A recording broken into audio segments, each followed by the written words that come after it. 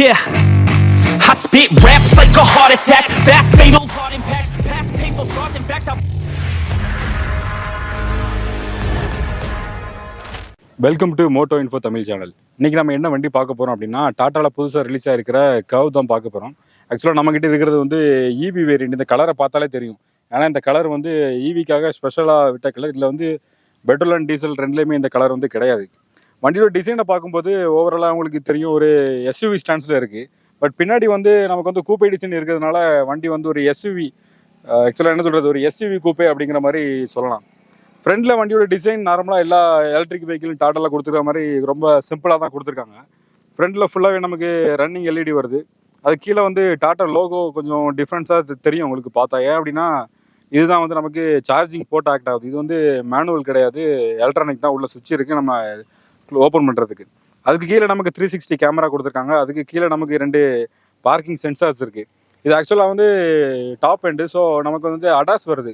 ADAS level 2 வந்து இப்போ வந்து எல்லாமே சென்சார்ஸில் தான் ஃபங்க்ஷன் ஆகிட்டு இருக்கு. அதுக்கு கீழே நமக்கு வந்து கிரில்ஸ் கொடுத்துருக்காங்க. அது டூயல் டோனில் ஒரு நல்ல பேட்டர்னில் கொடுத்துருக்காங்க. சைடில் நமக்கு ஹெட்லைட்டை பார்க்கும்போது ஒரு சிங்கிள் ப்ரொஜெக்டர் ஹெட்லைட் தான். அது கீழே நமக்கு ஃபாக்லாம் வருது.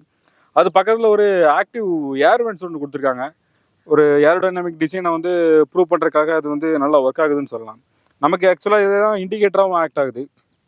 சைடில் பார்த்தோம் அப்படின்னா நமக்கு வந்து நல்ல ஒரு 18 இன்ச்சில் நல்ல ஒரு பெரிய டயர் கொடுத்துருக்காங்க. இது எஸ்யூவி அப்படிங்கிறத வந்து இந்த டயர் நமக்கு வந்து கன்ஃபார்ம் பண்ணுது. இந்த டயரோட சைஸ் என்ன அப்படின்னா 215/55 R18 அப்படிங்கிற டயர்ஸ் கொடுத்துருக்காங்க.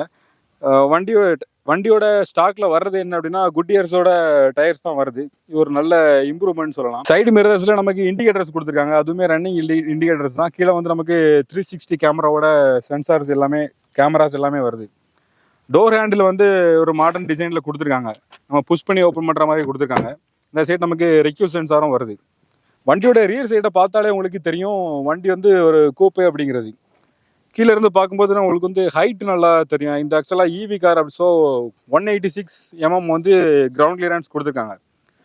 வண்டியோட மொத்த லென்த்துமே நமக்கு 4310 mm வருது. வண்டியோட விட்த்துமே கிட்டத்தட்ட 1300 mm வருது. வண்டியோட ஸ்பாய்லர் பார்த்தீங்க அப்படின்னா நமக்கு ஒரு மாதிரி பெண்டான ஷேப்பில் வந்து கொடுத்துருக்காங்க. ஒரு 2 சைடுமே ஒரு மாதிரி சென்டரில் பெண்ட் ஆகி 2 சைடுமே கொஞ்சம் அப்பர் பொசிஷனில் வருது. ஒரு கூப்பே டிசைன் அப்படிங்கிறதுனால வண்டி வந்து ஒரு மிட் ரேஞ்சில் இருந்து அப்படி ஃப்ளாட்டாக நமக்கு டவுன் ஆகி வருது. இந்த இடத்துல வந்து பிரேக் லைட்ஸுமே நமக்கு ஃபுல்லாகவே கனெக்டிங் லைட்ஸ் தான் கொடுத்துருக்காங்க.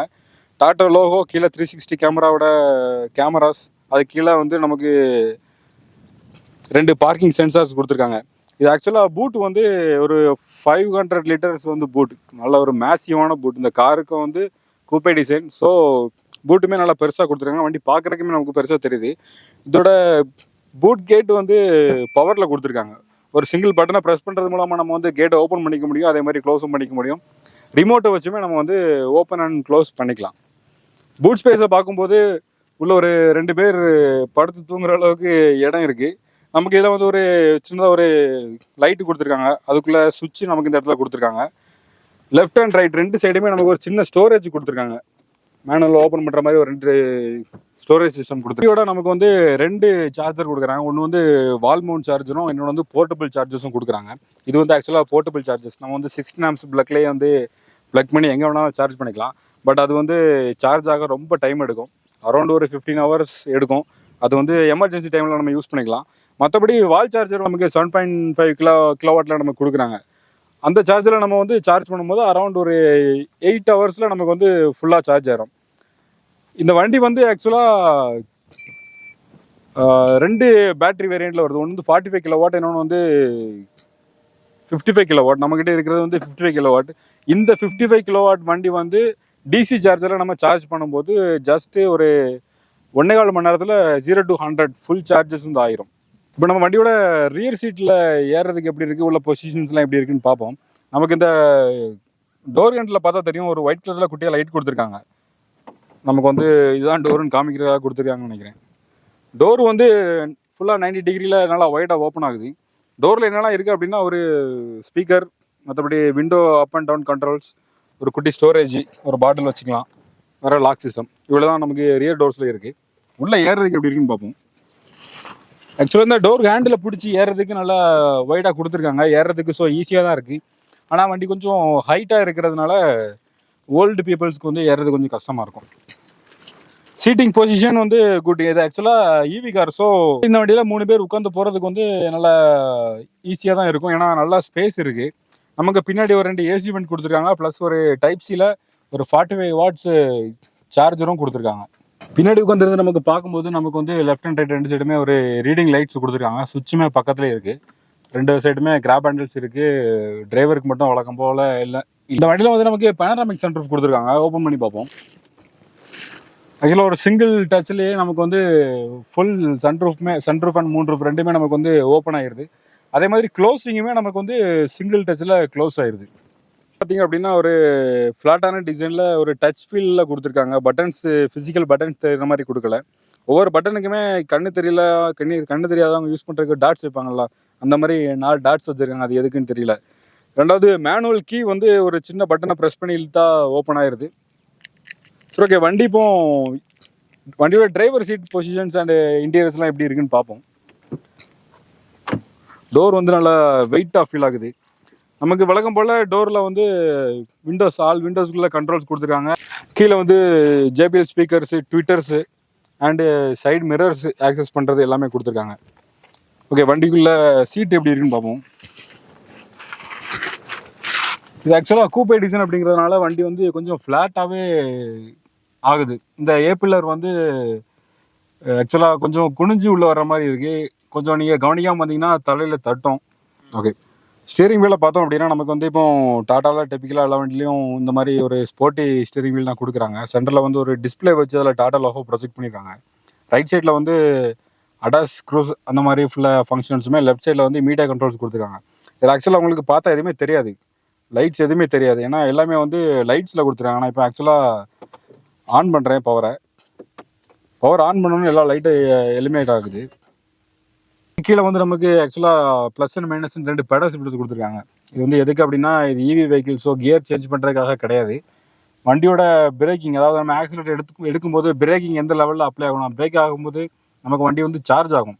அந்த லெவலில் வந்து கூட்டுறதுக்கும் குறைக்கிறதுக்கும் யூஸ் பண்ணிக்கலாம். ரைட் ஹேண்டில் பார்த்தீங்க அப்படின்னா ஹெட்லைட் கண்ட்ரோல்ஸ் கொடுத்துருக்காங்க. அதில் ஆக்சுவலாக ஆட்டோமேட்டிக் ஹெட்லைட்டும் இருக்குது. ஹை அண்ட் லோ பீம் வந்து ஆட்டோமேட்டிக்காக சென்ஸ் பண்ணிக்கும். லெஃப்ட் சைடில் நமக்கு வந்து வைப்பர் கண்ட்ரோல்ஸ். இது ஆக்சுவலாக டாப் எண்டுங்கிறதுனால நமக்கு வந்து ரெயின் சென்சிங் வைப்பர் வந்துடுது. இப்படி கிளஸ்டர் பார்த்தோம் அப்படின்னா நமக்கு வந்து 10 inch full and full digital clusters தான் கொடுத்துருக்காங்க. இதில் நமக்கு சீட் பெல்ட் அலாட்டு, எந்தெந்த சீட்டில் ஆள் உட்காந்துருக்குறது நமக்கு இந்த வண்டியில் பார்த்தாலே தெரியுது. இந்த வண்டி ஆக்சுவலாக நான் ட்ரைவ் பண்ணிட்டு இருக்கும்போது அடாஸ் வந்து சிட்டிக்குள்ளே ட்ரைவ் பண்ணி பார்த்தேன். ஓரளவுக்கு அடாப்டிவ் க்ரூஸ் கண்ட்ரோல் இருக்கிறதுனால சிட்டிக்குள்ளே நமக்கு வந்து ஓரளவுக்கு செட் ஆகுது. ஹைவேஸில் வந்து லெவல் 2 அடாஸ் அப்படிங்கிறது வந்து ப்ரூவ் பண்ணிட்டு நல்லாவே ஒர்க் ஆச்சு. நம்ம சென்டரில் பார்த்தோம் அப்படின்னா நமக்கு வந்து 12.3 இன்ச்சு ஒரு இன்ஃபர்டைன்மெண்ட் சிஸ்டம் கொடுத்துருக்காங்க. இதில் வந்து டோட்டலாகவே காரோட எல்லா ஃபீச்சர்ஸ், ஏசி, காரோட இன்ஃபர்மேஷன் ப்ளஸ் மீடியா கண்ட்ரோல்ஸ் எல்லாமே நமக்கு இதில் வந்துடுது. நம்ம வண்டியை நம்ம ஆப் மூலமாகவும் கண்ட்ரோல் பண்ணிக்கலாம். ஆப் மூலமாகவும் நம்ம இன்ஜின் ஸ்டாப் பண்ணிக்கலாம். லாங்கில் இருக்கும் அப்படின்னா ஃபுல்லாக கனெக்டிவ் ஆப்போட தான் வருது. கீழே வந்து நமக்கு வந்து full and full AC controls, charging port open பண்ணுறது, பூட் ஓப்பன் பண்ணுறது, 360 கேமரா எல்லாமே கொடுத்துருக்காங்க. கீழே வந்து நமக்கு கியர் செலக்டர்ஸ் கொடுத்துருக்காங்க. அதுக்கு கீழே வந்து ரொட்டேட்டிங் டைப்பில் நமக்கு வந்து மோட் சுவிட்சஸ் கொடுத்துருக்காங்க. லெஃப்ட் சைடில் நமக்கு பார்க்கிங் சென்சாரும் ஆட்டோ ஹோல்ட் சுவிட்சஸும் இருக்குது. இந்த இடத்துல நமக்கு வந்து ஒரு ஒயர்லெஸ் சார்ஜிங் வருது. ஹேண்டிலுக்கு கீழே ஒரு குட்டியான ஸ்டோரேஜும் கொடுத்துருக்காங்க. முக்கியமாக சொல்ல மறந்தது என்ன அப்படின்னா ஃப்ரண்டில் 2மே வென்டிலேஷன் சீட்டு. டாட்டாலாம் மோஸ்ட்லி எல்லா டாப் மாடல்ஸுமே வென்டிலேஷன் சீட்ஸ் கொடுக்குறாங்க. அது வந்து ரொம்ப நல்லாயிருக்கு. இன்டீரியர்ஸை பார்க்கும்போது ஒரு மாதிரி சில்வர் அண்ட் பிளாக் தீம்ஸில் கொடுத்துருக்காங்க. வண்டியோட சீட் கலர்ஸ் எல்லாமே ஒரு மாதிரி ஒயிட்டாக ஃபீல் ஆகுது. கொஞ்சம் ரிச் லுக்கை கொடுத்துருக்காங்க. வண்டியில் வந்து JBL ஹார்மோன் ஸ்பீக்கர்ஸ் யூஸ் பண்ணிக்கிறதுனால ஆடியோ குவாலிட்டியும் ரொம்ப சூப்பராக இருக்குது. சேஃப்டியை பொறுத்த வரைக்கும் 6 ஏர் பேக்ஸ் இருக்குது. அதுவும் இல்லாமல் என்காப் ரெண்டுலேயுமே நமக்கு வந்து 5 ஸ்டார் ரேட்டிங் வாங்கின கார். ஸோ நம்ம வந்து சேஃப்டியை பற்றி எந்த ஒரு பயமும் வேண்டாம். ஆக்சுவலாக அந்த வண்டியில் வந்து 3 டிரைவிங் மோட்ஸ் கொடுத்துருக்காங்க, சிட்டி, ஸ்போர்ட்ஸ் அண்ட் ஈகோ. இந்த 3மே 0 to 80 வந்து எத்தனை செகண்ட்ஸில் பீட் பண்ணுது அப்படின்னு நம்ம செக் பண்ணி பார்ப்போம். ஆக்சுவலாக இப்போ வந்து சிட்டி மோடில் இருக்குது. இப்போ 0ல் இருக்குது. ஸ்டார்ட் பண்ணுவோம். மீட்டரை பார்த்துக்கோங்க.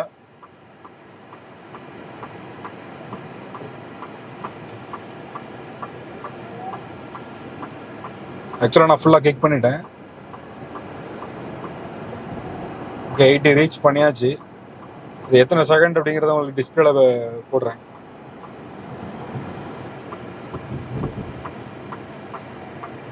ஓகே இப்போ ஆக்சுவலாக வண்டி வந்து ஸ்போர்ட் மோடில் இருக்குது. 0லேருந்து ஸ்டார்ட் பண்ணுறேன்.